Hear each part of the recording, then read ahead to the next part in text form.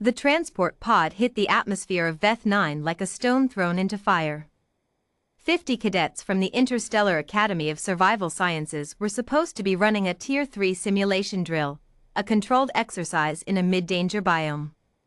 Instead, a navigational cascade failure had dropped them into a Tier 7 Deathworld. The highest classification on record. A planet where survival was not expected. A planet where adaptation was considered biologically impossible for most sentient species. Professor Kale Veyron watched the emergency feed from the Academy's observation relay, his four-fingered hands gripping the edge of the monitoring console until his knuckles turned pale blue. The 50 cadets represented 12 different species. He had studied each of their physiological profiles. He knew exactly how long each one had, statistically speaking, before Veth 9 claimed them. He did not allow himself to think about the human. Because when he thought about Cadet Mara Ellison, his calculations broke. The pod hit dirt in a canyon ravine, splitting open like a cracked seed. Cadets spilled out onto dark red soil that smelled of sulfur and something older, something that had no name in any Academy taxonomy. Cadet Joe, a Velhari with thin membranes for lungs, immediately collapsed, gasping. The atmospheric pressure on Veth 9 ran 1.8 times standard. For a Velhari, every breath was like drinking gravel. Cadet Mina, a Shurin with her bioluminescent scales flickering in panic, pulled Joe upright and hissed through her fangs. Emergency masks, now, where are the emergency kits? Crushed, said Cadet Day flatly. He was Orith, four-limbed and broad, with chitin plates across his back. Even his species had a recommended maximum exposure of 4 planetary rotations on a Tier 7 world. He was already reading the data on his wrist scanner. The impact destroyed 60% of our supply cache. We have 7 standard masks, partial rations for 9 units, and no shelter material. 50 cadets. 7 masks. No shelter.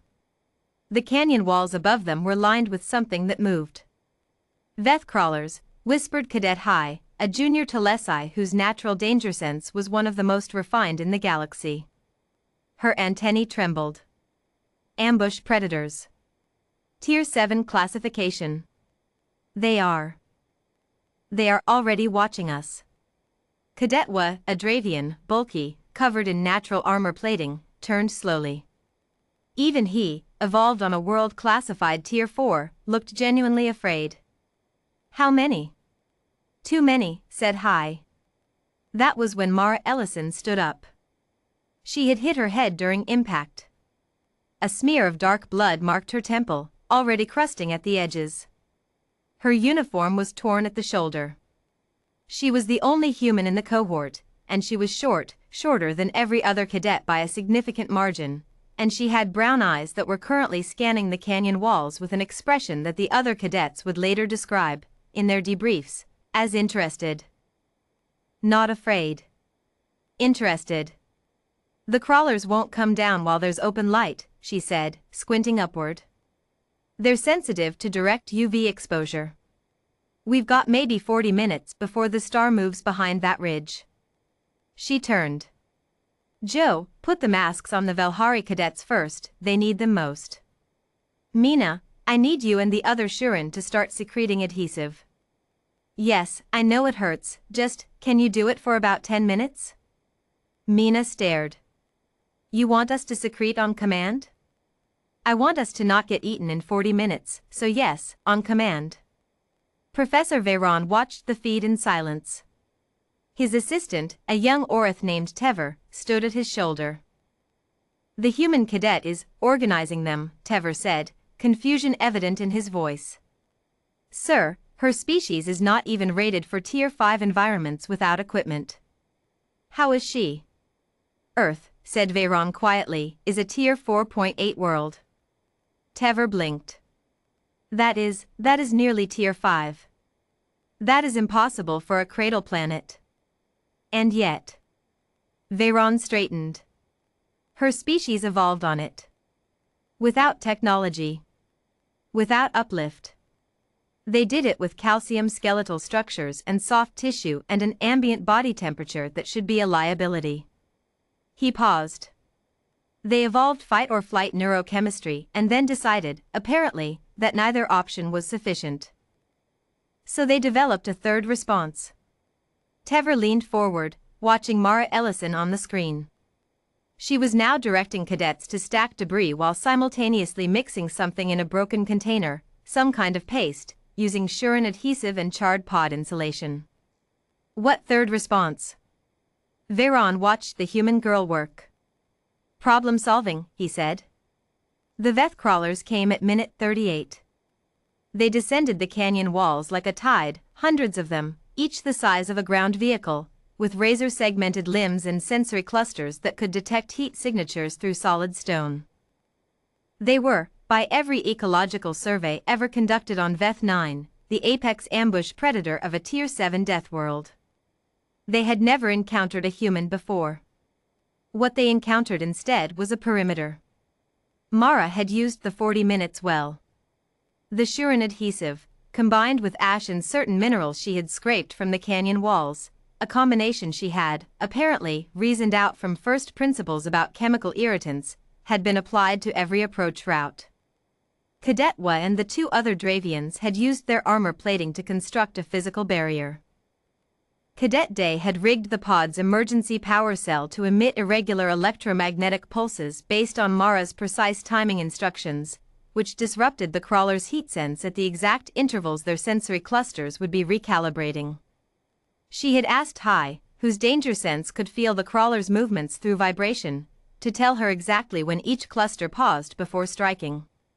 Then she had built a trap around those pauses. The first wave of crawlers hit the adhesive perimeter and recoiled, screeching, their sensory clusters overwhelmed with the irritant compound. The second wave hesitated, an unusual thing for an ambush predator, but unusual stimuli produced unusual behavior. The electromagnetic pulses from the pod cell fired on Mara's count, and a full third of the second wave scattered.